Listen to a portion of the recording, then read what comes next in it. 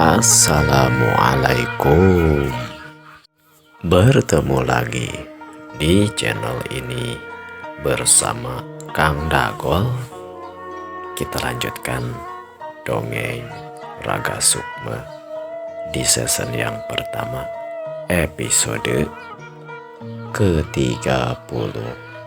Di episode sebelumnya menceritakan tentang satu keluarga yang kemudian menitisnya Raga Sukma kepada seorang ayah yang bernama Ki Jaladri, dan juga menitisnya Dewi Sekar Jingga kepada putrinya Ki Jaladri yang bernama kalau tidak salah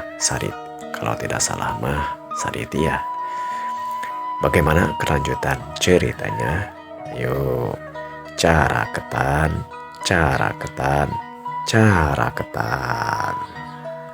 Pagi harinya Ki Jaladri kemudian berpamitan kepada putrinya.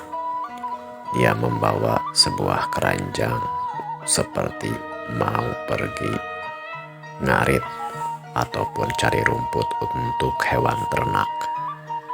Dia kemudian menuju ke arah pasir ataupun bukit di mana biasanya para warga menguburkan para jenazah ketika sudah meninggal. Di pekuburan tersebut terlihatlah satu gundukan tanah yang masih merah. Beberapa saat Ki Jaladri memandang pekuburan tersebut. Meneteslah air mata. Itulah makam ataupun kuburan putrinya, si Sulung. Kemudian beberapa saat dia berdoa dan menaburkan bunga yang tadi di perjalanan dia petik sambil berlalu.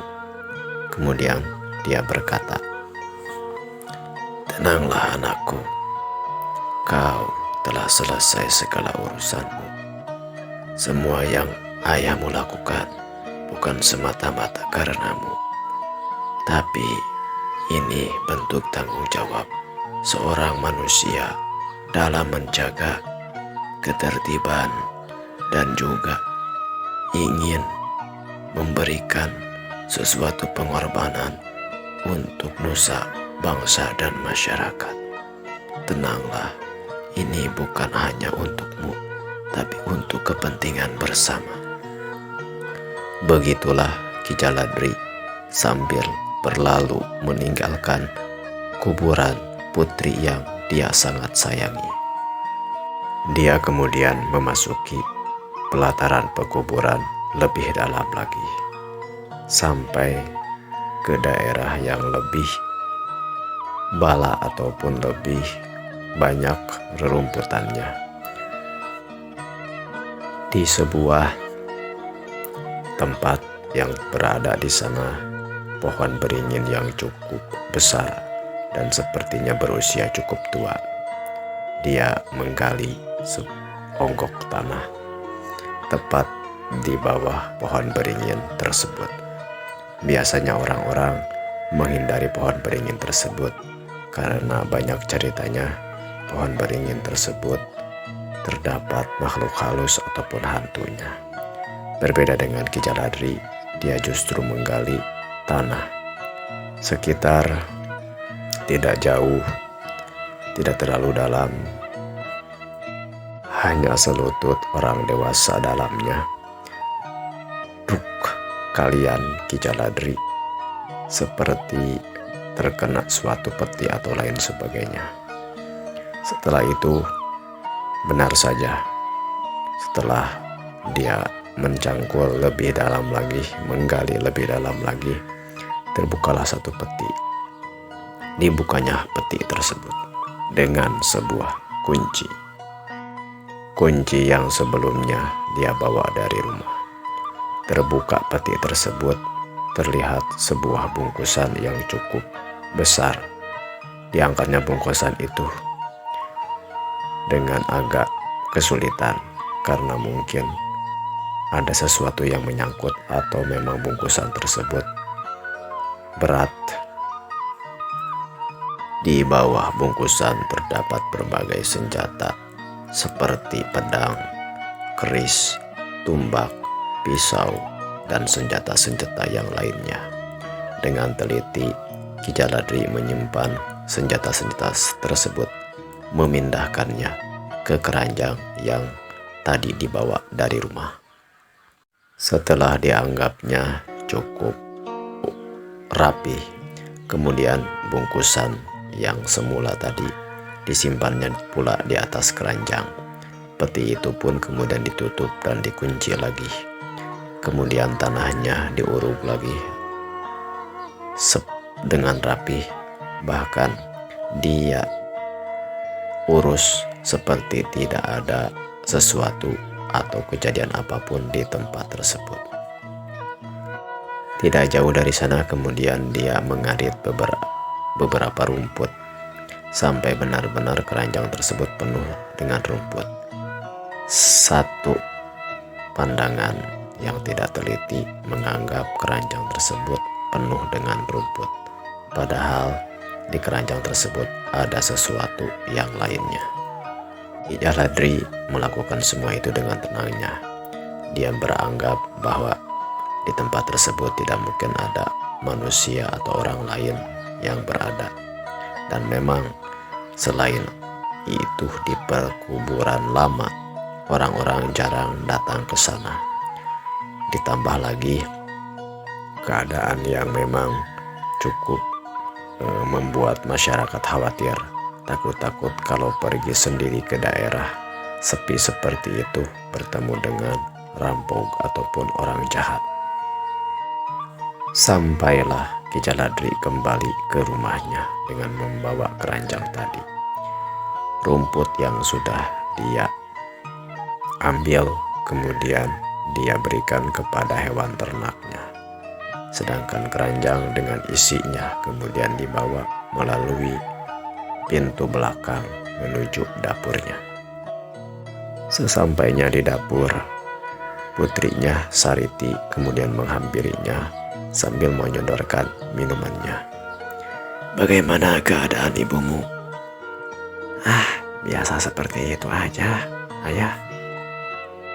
"Ya sudah, tolong bantu Ayah gotong ini keranjang ke dalam rumah." "Emangnya ini isinya apa, Ayah?" "Nanti Ayah jelaskan di ruang tengah." Bersama putrinya Sariti, keranjang itu kemudian dibawa ke ruang tengah rumahnya. Rumah yang kecil itu pun cukup untuk mereka bertiga yang kemudian berkumpul di tempat itu. Sang istri yang masih dalam keadaan berbaring, kemudian di sampingnya Ki Jaladri dan juga putrinya menghadapi bungkusan tersebut. "Ayah, ini bungkusan apa sebenarnya? Dan ini juga sepertinya ini senjata banyak sekali. Ayah, ini ngambil dari mana? Saya baru tahu Ayah mengumpulkan benda-benda seperti ini." "Begini, Sariti. Sebelum Ayah bertemu dengan ibumu, Ayah ini seorang yang selalu bepergian menjelajah alam ini, bertemu dengan berbagai negara, berbagai manusia. Tidak hanya itu, Ayah pun sering bepergian sampai melintasi pulau, mengarungi samudera, dan berkelana menuju daerah-daerah yang mungkin kamu pun tidak, bahkan belum pernah menginjakannya. Ayah melakukan itu bersama bapak Ayah atau kakekmu. Kakekmu adalah seorang penggawa kerajaan. Namun dia lebih sering mengawal raja-raja ataupun mematuhi melaksanakan perintah raja, terutama di daerah laut dan lain sebagainya. Intinya, dia sebagai punggawa angkatan laut. Di usia ayah sekitar 7 atau 8 tahun, atau mungkin masih kanak-kanak, ibu ayah meninggal. Namun, dengan alasan itulah, ayah dibawa oleh kakekmu untuk ikut bersama-sama berkelana. Sepanjang perjalanan, selain pengalaman, kakekmu itu mengajarkan ayah ilmu bela diri yang bermacam-macam dari satu daerah ke daerah yang lain. Senjata ini adalah buktinya. Ayah mengumpulkan keris, pedang, pisau kecil ini, dan senjata-senjata itu di berbagai tempat di seluruh Nusantara ini. Menjelang masa muda, kakekmu itu ternyata meninggal, bukan dalam suatu pertempuran, tapi meninggal secara wajar. Kemudian pangkatnya diberikan kepada ayah dan menjadi pemimpin dari pasukan ataupun kapal yang dulunya kakekmu pimpin. Sampai suatu ketika ayah bertemu dengan ibumu di pantai. Ketika ibumu akan membeli ikan dan ayah sedang berdarat untuk mencari bahan makanan. Pertemuan itu singkat cerita berubah menjadi rasa cinta, dan kami kemudian berjanji untuk hidup bersama-sama. Namun mertua ataupun calon mertua ayah ataupun bapak dari ibumu menginginkan bahwa ayah itu tidak kembali bepergian jauh atau sampai ke laut itu. Untuk memenuhi permintaan kakekmu dari ibumu itu, kemudian ayah meminta izin kepada punggawa dari kerajaan untuk berhenti menjadi pemimpin kapal ataupun kapten kapal yang ayah pimpin. Tidak mudah, karena memang posisi ayah cukup penting. Namun dengan berbagai pertimbangan, kemudian pimpinan dari ayah itu mengizinkan ayah untuk berhenti. Namun dengan syarat ayah tidak boleh memperlihatkan dan mengungkapkan jati diri ayah yang sebenarnya. Kalaupun ayah harus mengungkapkannya, itu harus kembali di lautan bersama pihak kerajaan. Jadi ayah harus membuang semua sejarah ayah sebagai punggawa kerajaan angkatan laut tersebut. Pimpinan ayah kemudian meminta kepada Ki Praja untuk mengawasi ayah. Ini bukan semata-mata untuk keamanan kerajaan, tapi juga untuk keamanan ayah sendiri. Takut-takut karena ayah ini mungkin berkhianat atau lain sebagainya. Padahal yang ayah lakukan hanya untuk membuktikan cinta ayah kepada ibumu, janji ayah kepada mertua ayah ataupun kakekmu dari ibu, dan juga hanya untuk hidup tenang, walaupun di daerah yang biasanya ayah di laut, sekarang berada di daratan. Dan semua ini adalah benda-benda yang diperbolehkan untuk ayah bawa, namun harus tetap ditutupi, jangan sampai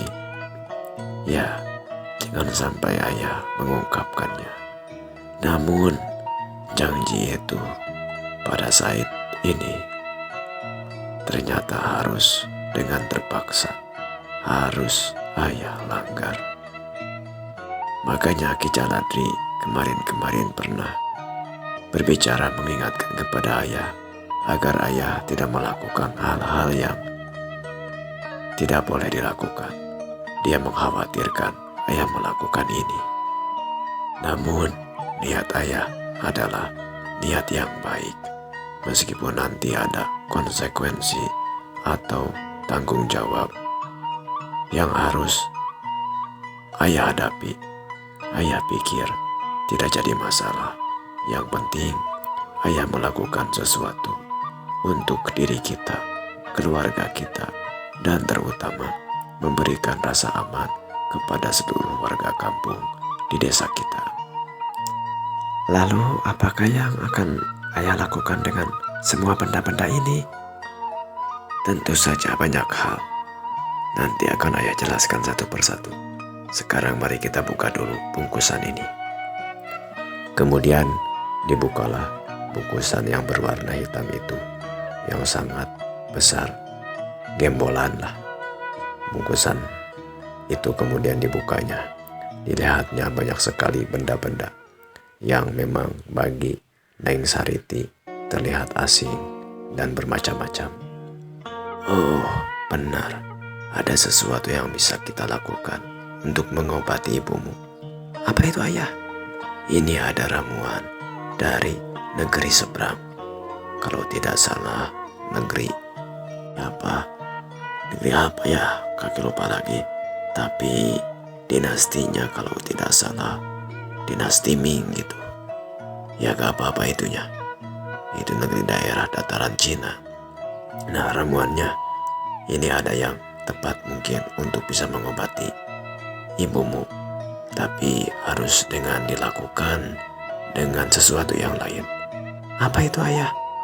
Nah, ambilkanlah air yang panas dan seduhkanlah ramuan ini.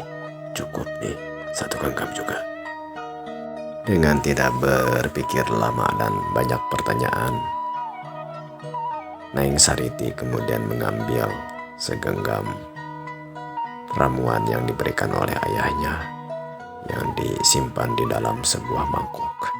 Kemudian dia merebus, menggodoknya. Tidak berapa lama kemudian dia kembali lagi dengan ramuan tersebut. Mari kita minumkan ramuan ini kepada ibumu. Kemudian keduanya membantu sang ibu meminum ramuan tersebut. Sesendok demi sesendok, karena sang istri itu dalam keadaan yang masih terbaring. Dudukkanlah. Begitu kata Ki Jaladri meminta kepada putrinya untuk membantu istrinya duduk. Setelah meminum ramuan tersebut, Ki Jaladri kemudian duduk di belakang istrinya. Dengan beberapa gerakan, dia menotok dan juga mengurut urat-urat yang ada di punggung istrinya. Seketika istrinya terbatuk dan kemudian, tolong ambilkan wadah. Ayah pikir dia akan memuntahkan sesuatu. Dengan segera Sariti kemudian mengambil wadah. Benar saja, dengan gerakan yang lain, kemudian dek dek, istri Ki Jaladri memuntahkan seperti darah yang kental dari mulutnya.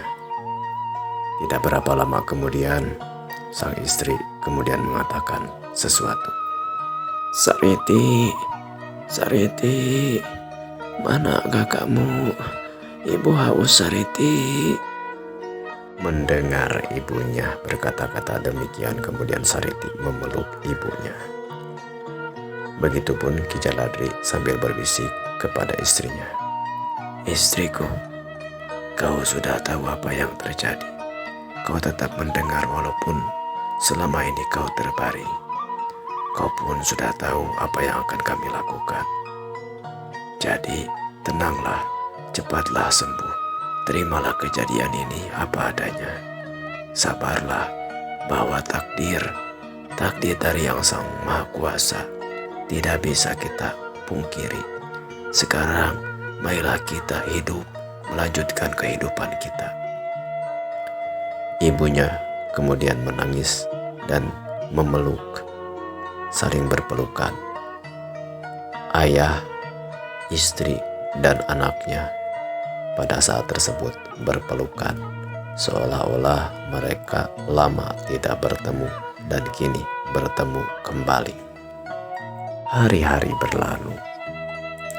Setelah tidak beberapa lama, sekitar 1 minggu dari Ki Jaladri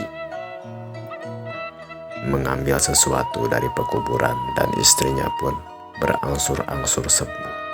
Selama itu pula Ki Jaladri menjelaskan berbagai hal kepada putrinya, dari senjata-senjata dan bagaimana cara menggunakannya.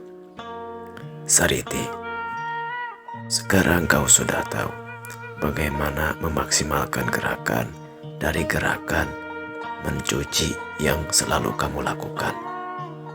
Kita beri nama saja, jurus itu adalah perasan cucian. Kali ini Ki Jaladri dalam berbicaranya sudah memiliki senyum. Memang dari hari-hari setelah ibunya mulai membaik dari sakitnya, suasana Ki Jaladri semakin hegar ataupun bercahaya. Sepertinya dia menemukan kembali kebahagiaan, energi kehidupan yang sangat cerah. Kau juga sudah pintar dalam mencari ikan ataupun menangkap belut. Kita namakan saja jurus itu dengan jurus menyergap ikan. Kamu pun sudah bisa melakukan jurus menyergap ikan itu dengan maksimal karena kamu sering latihan dan sudah tahu rahasianya sekarang. Jurus bajing loncat, terbang, bejang, dan juga loncatan hap-hap, kamu pun sudah tahu bagaimana cara menggunakan dan cara melakukannya. Semua itu adalah jurus-jurus yang selama ini ayah pelajari. Selama bersama kakekmu, ayah lakukan dalam menjaga keamanan ketika bertemu dengan orang-orang yang jahat terhadap kami. Sekarang, walaupun tidak semuanya belum kamu kuasai, namun sambil berjalannya hari, sambil berjalannya waktu, Bapak ataupun ayah akan terus memberikan kamu, melatih kamu untuk menguasai semua jurus-jurus yang dahulu pernah ayah gunakan sebagai seorang penggawa. Hari ini ayah rasa sudah cukup untuk kamu bisa membantu ayah. Kita lakukan hal yang sebenarnya harus kita lakukan dari dahulu. Kita harus ikut menjaga keamanan kadipaten ini dari serangan-serangan para durjana, para penjahat yang bahkan sebenarnya terlambat kita lakukan. Sampai-sampai keluarga kita ada yang meninggal, tapi itu sudah berlalu. Sekarang macan itu telah terbangun. Ayah bisa mengatakannya karena ayah rasa ayah cukup punya kekuatan untuk melawan mereka semua, walaupun tanpa bantuan siapapun. Apalagi saat ini kamu bisa membantu rencana ini. Namun ada sesuatu yang perlu kamu ketahui. Apa itu, ayah? Kamu belum seutuhnya mampu melawan mereka. Oleh karena itu, kamu tidak akan ayah jadikan ayah minta untuk melawan mereka secara langsung. Dan ayah pun sebenarnya tidak akan bisa melawan mereka secara langsung. Oleh karena itu, kita harus punya cara yang licik untuk menghadapi mereka. Nah, kamu, ayah minta untuk membantu ayah dan juga memancing para penjahat-penjahat ini sehingga ayah dengan leluasa bisa memberikan mereka pelajaran. Ayah, selama ini ayah juga sering mengatakannya. Ya sudah, bagaimana, kapan kita akan melaksanakan rencana kita ini? Sepertinya memang Tuhan sudah memberikan jalan kepada kita. Di saat-saat ini, kamu pun sudah sering mendengarnya bahwa di kampung kita telah terjadi teror-teror hantu.